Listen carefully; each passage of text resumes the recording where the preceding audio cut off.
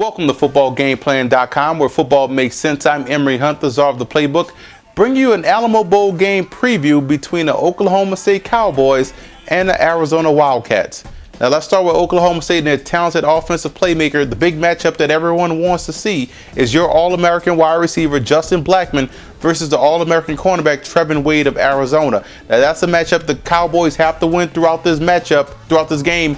At least 70% of the time, Blackmon has to be open, has to defeat Wade. Otherwise, it's going to be a problem for that Cowboys offense. So you guys have to make sure you get Blackmon involved early to develop that confidence, to kill Wade's confidence in covering him. Now, you also look at the fact that your defense has to make sure they don't fail in the third and fourth quarter. They have to learn how to finish. That's important. If you guys can finish a football game defensively, that's going to prove to be detrimental to Arizona's chances to win this matchup. So the defense has to show up and play 4 quarters of solid football. Now, you look at the Wildcats come to this game.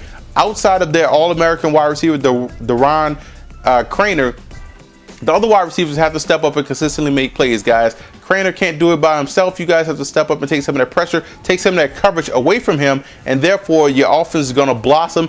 More targets for Foles to hit in stride because you guys are now not catching the football. Craner can't do it all by himself, guys. Step up and make plays, and you have to make sure you contain the edge, and that falls on the defensive ends, Ricky Elmore and also Brooks Reed. You guys contain the edge, because if you allow Kendall Hunter, the best running back in the country, to get to the outside, it can prove to be detrimental to your defense because he has the speed to take it the distance. And you look at the fact that you guys have to make sure you play with a little bit more consistency in your offensive game plan in order to have some success.